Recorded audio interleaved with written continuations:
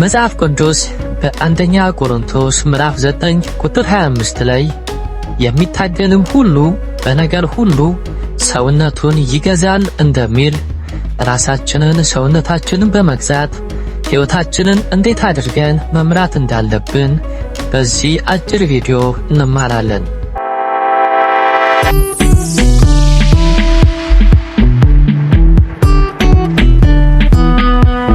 ሰላም ጤና ይስጥልኝ ውድ የፍሬ ዛፍ የዩቲዩብ ቻናል ቤተሰቦች በሙሉ ሁላችሁንም ሰላም እላለሁኝ። እንዴት ናችሁ? ዛሬ ሕይወታችንን በዲሲፕሊን መምራት በሚል ርዕስ አንድ አስተማሪ የሆነ ቪዲዮን ይዤላችሁ መጥቻለሁኝ።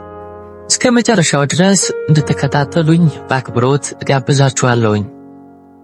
ዲሲፕሊን ማለት አንድን ማድረግ ያለብንን ነገር ስሜታችን ቢፈቅድም ባይፈቅድም መደረግ ስላለበት ብቻ ማድረግ ማለት ነው።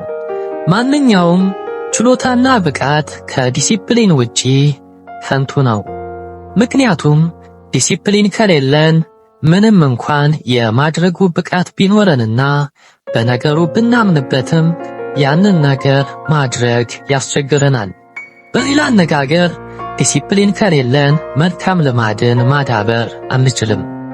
ሕይወታችንን በዲሲፕሊን ካልመራን የምንተገብረውን ነገር የሚወስንልን ያመንነው መርህ ሳይሆን የዕለቱ ሙዳችን ይሆናል። ስለዚህ ይህ እንዳይሆን ራሳችንን ለመምራት ጤናማ የሆነን ዲሲፕሊን ማዳበር አስፈላጊ ነው። ስለዚህ ዲሲፕሊንን ለመለማመድ ማድረግ ያሉብን 3 ነገሮች። የመጀመሪያው የምንፈልገውን እንወቅ። በመጀመሪያ ማከናወን የምንፈልገውንና ጊዜያችንን ልንሰዋለት የሚገባውን ተግባር ለይተን ማወቅ አለብን። ይህ ቀዳሚውና በጣም ወሳኝ የሆነ ጉዳይ ነው። ምክንያቱም ማንነታችን የሚፈልገውን በሚገባ ሳናውቅ ማንነታችንን ለመምራት መሞከር ጊዜያችንን ስለሚያባክንብን ነው። ሁለተኛው ዲሲፕሊንን ለመለማመድ ማድረግ ያለብን ነገር ለፈለግነው ነገር የሚመጥነውን ልማድ ለይተን እንወቅ። እያንዳንዱ ለማዳበር የምንፈልገው ነገር የራሱ የሆነ ባህሪ አለው። ለዛ ለማዳበር ለምንፈልገው ነገር ምን አይነት ልማድ ብናዳብር ስኬታማ እንደምንሆን ለይተን ማወቅ በጣም አስፈላጊ ነው። ሶስተኛው ዲሲፕሊንን ለመለማመድ ማድረግ ያለብን ነገር መጀመር፣ መተግበር እንዲሁም አለማቋረጥ ነው።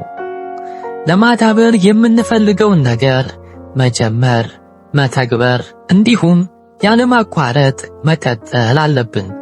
ስለዚህ ከዚህ አጭር ቪዲዮ የምንማረው ጤናማ የሆነ ዲሲፕሊንን በመከተል ራሳችንንም በመግዛት ሕይወታችንን በዲሲፕሊን መምራት በጣም አስፈላጊ እንደሆነ ነው። እናንተም ከዚህ ጥሩ የሆነ ትምህርትን እንዳገኛችሁበት እንደተማራችሁበት ተስፋ አደርጋለሁኝ። እስከ መጨረሻው ድረስም ስላዳመጣችሁት አመሰግናለሁኝ። በያላችሁበት የዓለም ዳርቻ ሰላማችሁ ይብዛ። ተባረኩ።